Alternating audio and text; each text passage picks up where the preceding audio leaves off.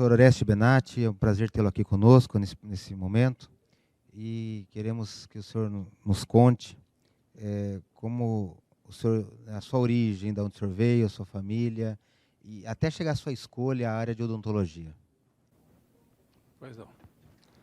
Então, primeiro eu queria externar minha satisfação, e é com muita honra mesmo que nós estamos aqui, como ex-aluno da primeira turma da faculdade e também como professor. Afinal, que vivemos mais ou menos 35 anos e esperamos que nessa conversa alguma coisa, algum fato assim, seja narrado para a história dessa faculdade, né? Sim. Bom, a minha origem, eu sou de Rio Claro, mas eu me considero piracicabano também, porque eu me casei com um piracicabano, né? Que eu conheci durante o curso de odontologia, e então eu sou piracicabano também. Eu tenho 4 filhos, 2 foram formados aqui na Unicamp, seguiram, portanto, a minha profissão, e como se deu a escolha da minha... Como que eu entrei para a área de odontologia foi mais ou menos por acaso, né? Eu fui convidado, eu era nadador, fui campeão brasileiro de natação em 1956. E eu fui convidado para nadar por Piracicaba. Até foi o Dr. Benhur, que era coordenador do Clube de Campo de Piracicaba, ele foi professor também na FOP, e juntamente com o Nivaldo Gonçalves, que também foi professor na FOP, também era da minha turma. Então eu fui convidado para vir integrar a equipe de natação de Piracicaba, porque Piracicaba ia disputar os Jogos Abertos do Interior. E eu, como tinha sido campeão, fui trazido para cá. E eu fiquei sabendo que ia ter um vestibular fora de época, né? Que o vestibular nosso foi em julho de 1957. E daí eu aproveitei a oportunidade, consegui entrar na faculdade, daí fiquei por aqui mesmo, né? E de 57 até 60, nós fizemos o curso de odontologia e depois praticamente passamos a viver em Piracicaba. Então essa foi a minha vida assim aqui, né? O senhor conseguia conciliar então a odontologia como aluno e a natação também? Sim, eu conseguia, porque foi difícil no primeiro ano, porque o primeiro ano foi muito corrido, né? Nós fizemos o primeiro ano praticamente em 6 meses. Mas tinha um tempinho assim, a gente ia e fazia o treinamento, porque a natação você tem que treinar todo dia, né? É um esporte que exige muito. Então, foi mais ou menos essa história. Porque eu, na realidade, a minha ideia era ser professor de educação física, porque eu era muito ligado ao esporte. Como entrei na odontologia por acaso, daí segui minha carreira. Professor, o senhor teve esse privilégio, então, de ser aluno da primeira turma da faculdade. Já passou de 60 anos, e aí o senhor teve esse privilégio, como outros, de vivenciar o começo, né? Então, conta pra gente como foi esse início da odontologia em Piracicaba, aí no ano de 57, como funcionava a escola e o curso nos primeiros anos. Então, como eu falei, o início, o vestibular foi fora de época. Nós iniciamos em 1957, em julho, que foi o vestibular. Em agosto, iniciaram-se as aulas e o primeiro ano foi em 6 meses. Nós fomos até fevereiro de 68. Nós fizemos um curso corrido de 6 meses, portanto, tinha aula cedo, à tarde e à noite. Era num prédio adaptado, era uma escola antiga que foi transformada na faculdade, né? Então, foi muito adaptado. Então, naquela época, inclusive, faltava livros, os livros, não tinha livro de odontologia, era livro em espanhol, em inglês. A faculdade estava em formação, os professores titulares, a maioria era de São Paulo, tinha os professores de Ribeirão Preto e também tinha professores da Exalc também, seriam os professores titulares, né? Esses professores, eles davam as aulas. Os professores de São Paulo, por exemplo, eles vinham, davam aula, ficavam um dia, 2 no máximo, e voltavam para São Paulo. Alguns depois passaram a residir aqui na escola, em Piracicaba. E tinha os professores assistentes, né, vamos chamar assim, que eram cirurgiões dentistas da cidade, que faziam a sua colaboração. Esses aí eram mais professores voluntários, eles acho que nem recebiam para cooperar com... Mas depois alguns ficaram, né? Foram contratados. Então, praticamente, a nossa turma era assim o início. Tudo que acontecia de errado com a nossa turma era corrigido na segunda turma. Tudo de errado na segunda turma era corrigido na terceira turma. E assim foi até 1960, que daí a faculdade já começou a se tornar conhecida, né? E que naquela época, inclusive, existiam no estado de São Paulo 8 faculdades só. E as faculdades eram um instituto isolado do ensino superior.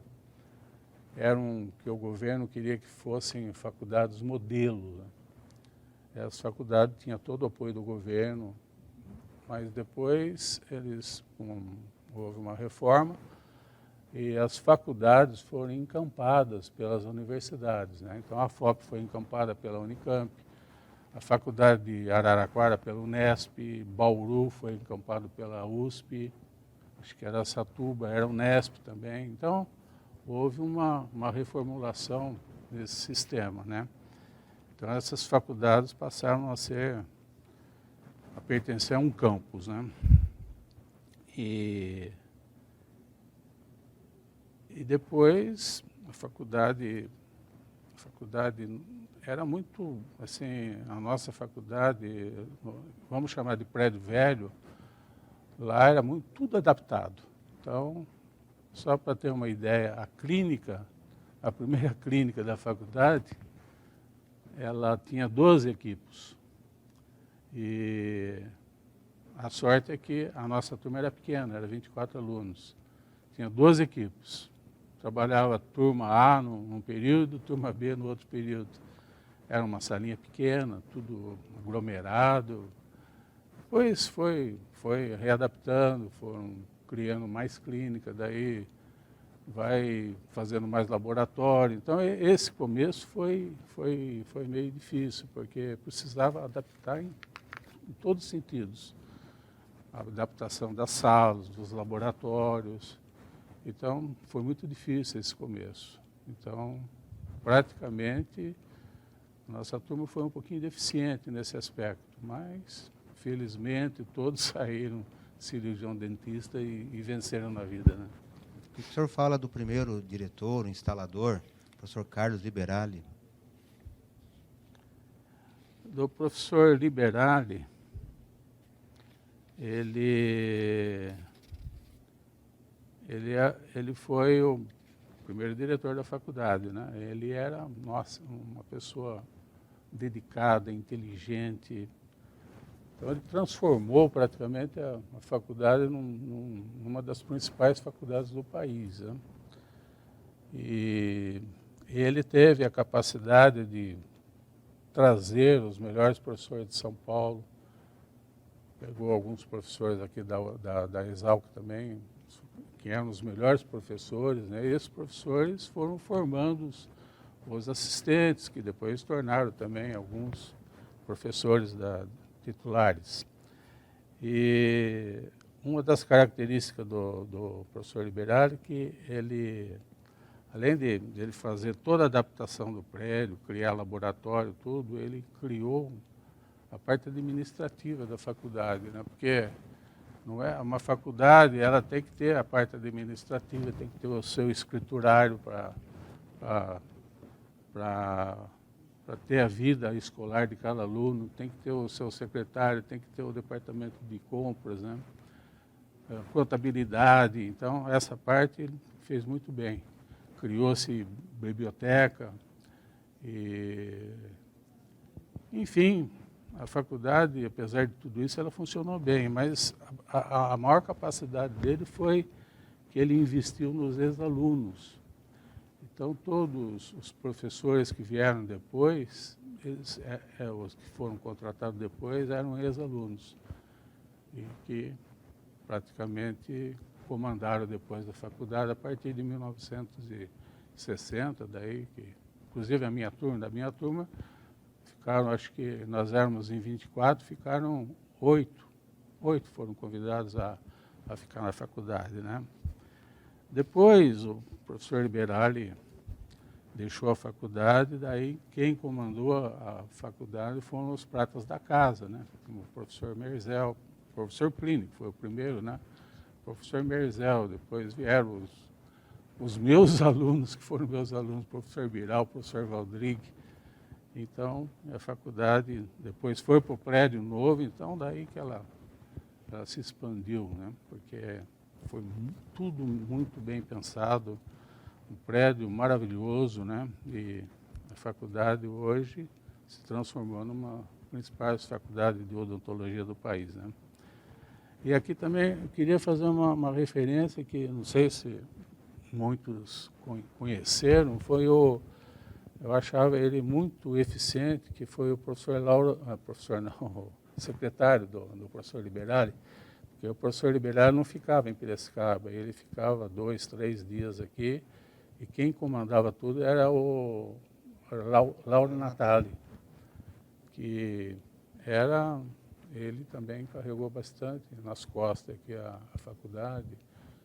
E, enfim, foi um período assim precisou fazer muita coisa, porque a adaptação do prédio foi muito difícil, né? Porque tinha que fazer muitas salas e a cada turma ia aumentando, tinha que aumentar a clínica, tanto é que chegamos a ter 3 clínicas, que a gente chamava clínica A, clínica B e clínica C. Então, além de dar aula, a gente tinha que andar muito pela faculdade, né? Mas foi tudo bem. O senhor citou aqui que da sua primeira turma, né, que vocês se formaram em 60, vários colegas do senhor, além do senhor, claro, se tornaram professores da casa. O senhor consegue citar alguns nomes aqui? Sim, né? Deixa eu ver onde que foram. Esse daí é sobre os seus colegas. A gente lembra do senhor Darcy, do Sérgio Mazoneto. Da nossa turma, nós, como eu falei, nós éramos em 24. Nós ficamos praticamente, eu acho que 8 professores, 8 ex-alunos foram convidados a ficar na faculdade, que naquela época a gente fazia uma espécie de voluntariado. A gente não recebia, trabalhava sem receber nada, né? Depois de um período de adaptação, eles faziam um primeiro contrato, e eu lembro que o primeiro contrato foi de 2 anos. Nesse primeiro contrato a gente era um contrato experimental. Depois de 2 anos, fazia o segundo contrato, e nesse segundo contrato a gente era obrigado a defender a tese. Naquela época, poderia partir para a tese de doutoramento direto, né? Não existia o mestrado, você partia para o doutoramento direto. Então, e da minha turma, eu lembro que ficaram o professor Nivaldo, depois que era da radiologia, o professor Darcy, que era da ortodontia, o professor Wilson Mar, que era da dentística, o professor Sérgio Mazoneto, da prótese, Maria de Lourdes era da farmacologia, e mais ou menos algum desses, aí agora não lembro todos, não. mas era mais ou menos isso. Mas foi um período muito bom, porque foi o começo, né? E a gente também não tinha muito preparo, mas com o tempo a gente vai evoluindo e tornamos, vamos dizer assim, um bom professor. E sobre a sua experiência docente, professor, como é que o senhor foi avançar na endodontia, trabalhar lá? Como se deu o seu convite e os seus primeiros anos como professor aqui? Então, eu me formei em 1960. Em 1961, eu já fui convidado para ser instrutor voluntário, professor Vidal. O professor Vidal era responsável pela cadeira de patologia. E a cadeira de patologia era muito abrangente, ela tinha também junto, na mesma cadeira, tinha endodontia, periodontia, terapêutica e propedêutica. Então, os professores teriam que ser polivalentes. Então, na época, eu lembro que o professor Vidal tinha como assim, o principal assistente dele era o professor Celso Martinelli. Ele veio de Ribeirão Preto. Depois veio, ele veio o professor Walter Darujo para comandar a parte de endodontia. O professor Lourenço Bozo veio também contribuir com a endodontia, mas o professor Aparecido Nascimento que veio assim para a periodontia.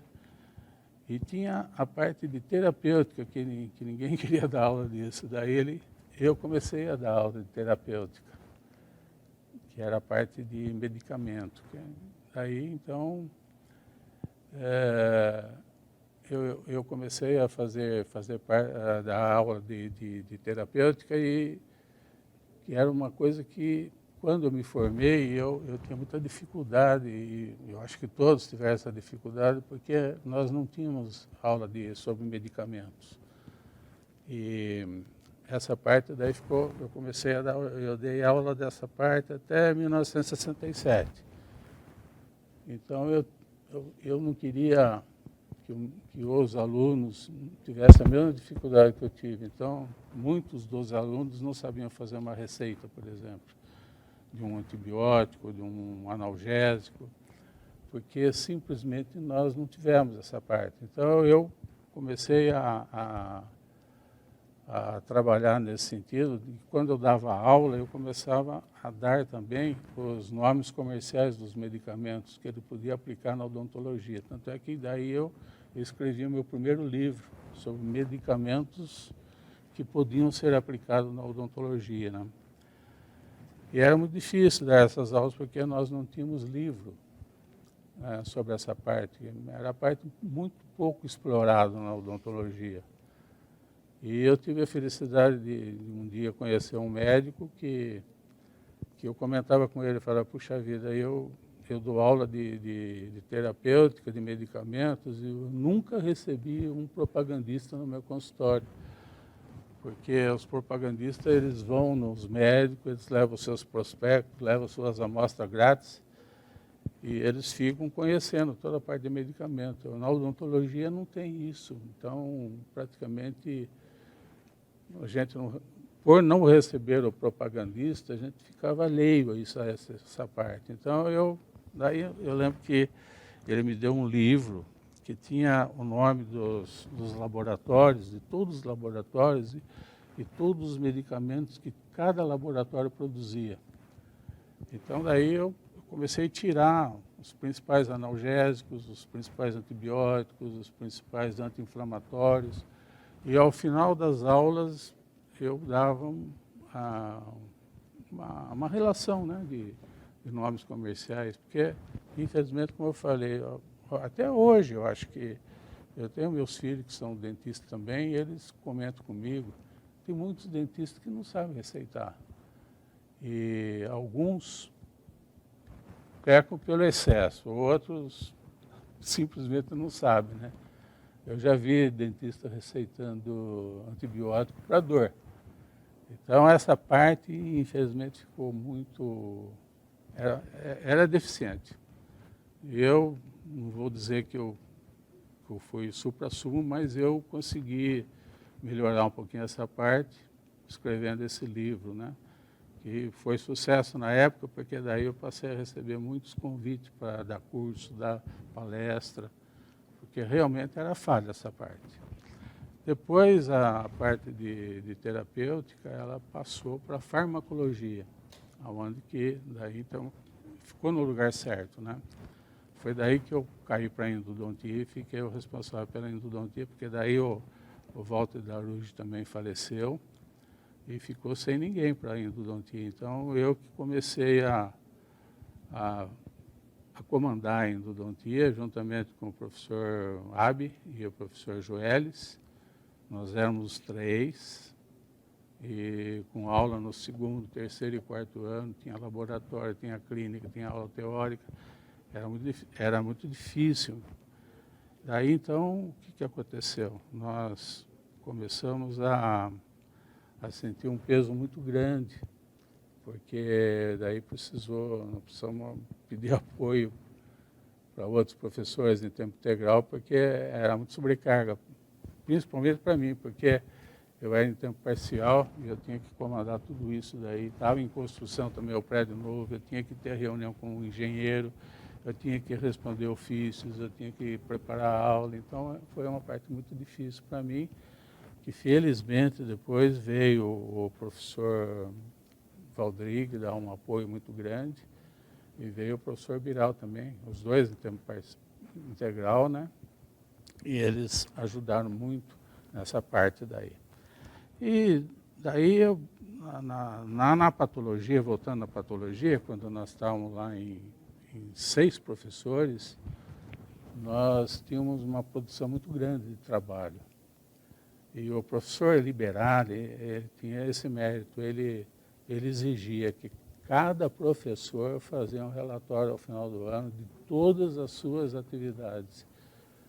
Todas palestras, participação em curso, trabalhos publicados, pesquisa, ele exigia isso daí. Eu lembro que a nossa produção, a produção da patologia na época, que nós éramos 6 professores, nós tínhamos, praticamente nós fazíamos pesquisa, e tanto é que nós conseguimos fundar uma revista, porque nós tínhamos dificuldade para publicar, porque na época existiam poucas revistas que publicassem os trabalhos de pesquisa. Então, nós fundamos uma revista, chamava Revista de Biologia Oral.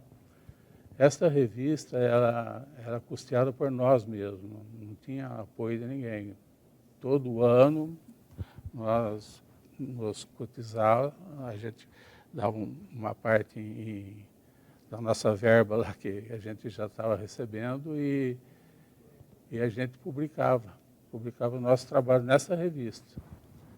Essa revista ela durou mais ou menos 4 anos. Depois de 4 anos, daí já começou a ter muitas revistas, aí, então as coisas já começaram a melhorar, e daí nós paramos com essa revista. Mas, falando da minha vida assim, profissional, eu fui contratado, então, eu fui contratado em 1962, eu trabalhei 14 meses gratuitamente. Em 1962, eu fiz o primeiro contrato, daí eu já comecei a fazer pesquisa. Depois, no segundo contrato, nós éramos obrigados a defender a tese.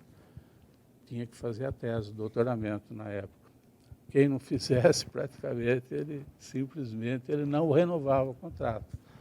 Então, nós fizemos a tese, e a minha tese foi em periodontia, imagina. Então, como eu falei, nós tínhamos tanta disciplina dentro da patologia que nós seríamos assim um professor polivalente, né? Você tinha que dar aula de endodontia, periodontia, terapeuta. Então, a minha tese foi em periodontia, isso em 1967. Daí, como eu tinha muitos trabalhos publicados, eu parti para a livre docência, porque a livre docência, você sabe também que não é só a tese, você tem que ter uma nota pela sua didática, né? Você tinha que dar uma aula para a banca, você tem que apresentar os trabalhos no memorial de todos os seus trabalhos publicados. Então, você tem nota pela sua didática e pelos trabalhos publicados além da tese. São 3 notas que somada dá se você é aprovado ou não. Então, eu fiz a tese em 1982. E aqui eu tenho que também dar o meu orientador foi o professor Luiz Valdrigo, ele foi meu aluno, e ele que me orientou, um trabalho magnífico que eu fiz. Eu não vou escrever a tese em si, mas eu trabalhei em cães. Eu fiquei especialista em tratamento de canais em cães. E foi uma tese muito bonita, que depois ela foi publicada no Junior Endodontics e teve uma repercussão muito grande, porque ela foi publicada nos Estados Unidos e depois eu passei a ser citado. Esse trabalho foi tão importante que os livros de americanos, eles citam a minha tese, né? Em 1986, nós fizemos um concurso de professor adjunto, e em 1990 nós fizemos o professor titular, que aqui eu tenho orgulho de ser um dos poucos professores que em tempo parcial chegou ao grau de titular, né? Porque a maioria dos professores de tempo parcial, eles pararam no doutoramento, né? Não seguiram assim a carreira, né? E assim ficamos até mais ou menos 92, quando nos aposentamos.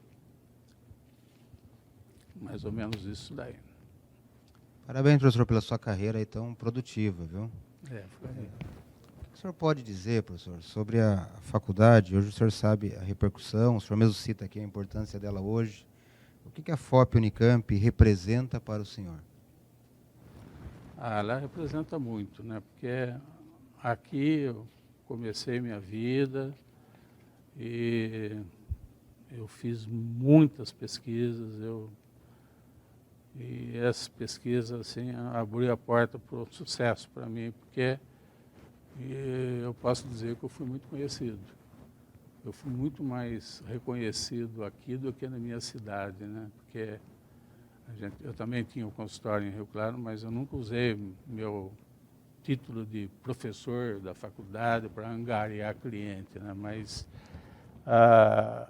como eu fazia muita pesquisa, eu tenho muitos trabalhos publicados, então eu me considero que eu trabalhei muito aqui na faculdade, fui muito respeitado aqui, tinha uma equipe muito boa, que todos cooperavam e praticamente a gente fez muita coisa. E eu tenho muito reconhecimento, né, pela faculdade, porque graças à faculdade eu sou o que eu sou hoje, né? Mas eu praticamente, como eu falei, meu tempo todo era dedicado à faculdade. Eu tinha que viajar, porque eu morava em Rio Claro, viajava, tinha consultório, tinha que cuidar de filho. Então é difícil, mas eu acho que nós vencemos. Eu posso dizer que eu fiz a carreira universitária e eu estou de consciência tranquilo de dizer que eu cumpri minha missão aqui dentro. Ok, professor. Muito obrigado, viu, pela sua entrevista, a participação aqui nesse programa. Obrigado. Obrigado.